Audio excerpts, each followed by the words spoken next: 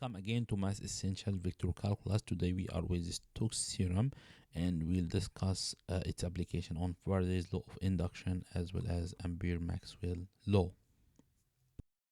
So Stokes Theorem states that the line integral of a vector field over a closed surface, this line integral region of some curve C f dot n dl equals the surface integral of its curl over the bounded surface. So double integral of nabla close f dot n ds. And the important thing here, this surface here is not a closed surface, not the case of Gauss or the divergence theorem. So here is some curve S in the 3-dimension and surrounded by some curve C. Then in that case, this criteria apply, and if this criteria apply, we can rewrite this as integral over the closed curve f dot n dl, which surrounds S, equal to double integral over the surface of the curve nabla cross f. So we have two applications. The first one is Faraday's law of induction.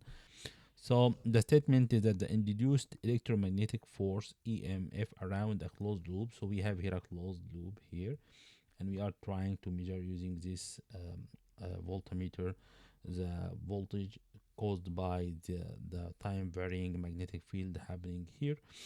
So this one proportional to the time rate of a change of the magnetic flux through the loop and acts in a direction that opposite the change. So EMF equal to the time varying phi m magnetic flux.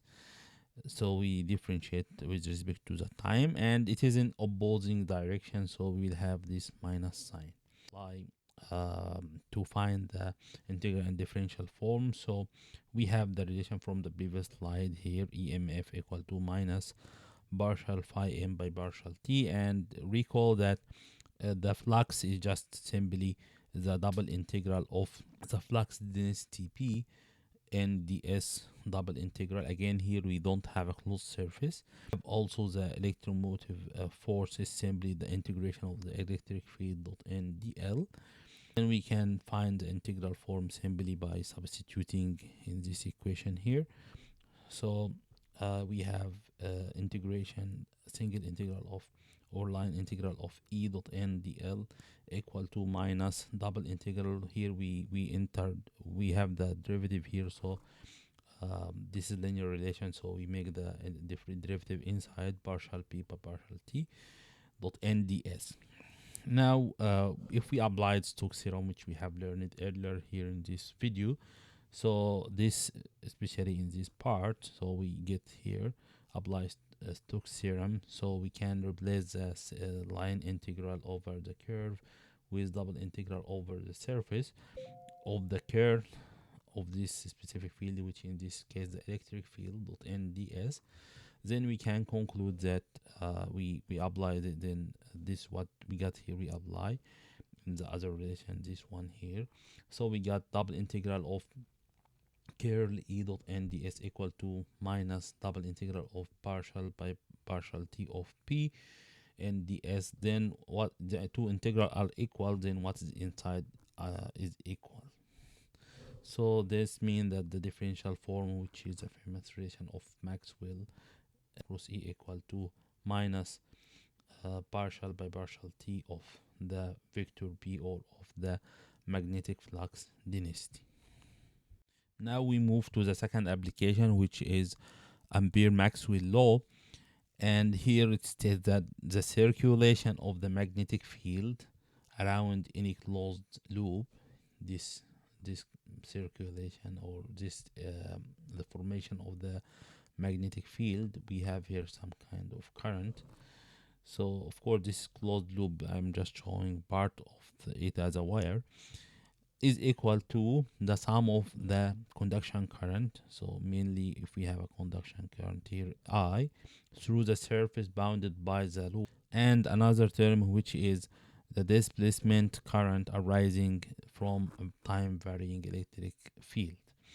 And this is the relation which summarizes this explanation. So let's find the integral form first of this Ampere-Maxwell law. We have integration over some curve b dot n dl equal to mu I enclosed plus mu partial phi e by partial t.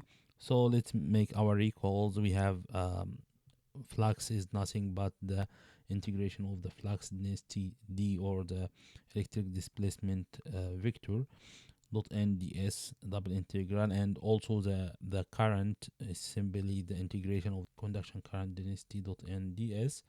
Then sum these two, we can find that integration b dot n dl left hand side is equal to mu here, no problem with it. So just we replace the I enclosed by double integral j dot n ds, and we replace the flux by double integral d dot n ds, and of course we can make this inside. So once we make it inside, we can also, this is the same, we have double integral here over the same curve, so we can sum the two quantities together. So finally we'll have integration over some closed curve b dot n dl equal to mu multiplied by double integral of the sum of the two quantities, the j and the partial d by partial t here dot nds, and this one is simply the integral form of Ampere-Maxwell law. And once we apply Stokes theorem, we can make the left hand side of this equation here, this one, we can make it simply with the surface integral, again double integral over some surface. So then we apply in the last equation which we got here, simply we'll have the two sides having the same integration boundaries over the same surface. So what is inside here should equal to what is inside here, and don't forget the mu.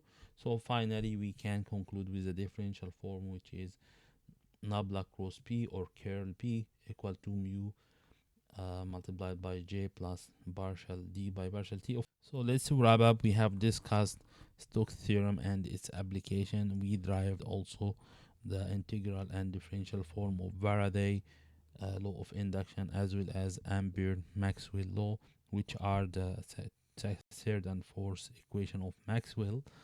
And next we will summarize what we have learned so far, which is important to us. Of course, Stokes theorem and last time the divergence theorem are important theorem to find the Maxwell equation in the differential form. Let's summarize together next time the Maxwell equations.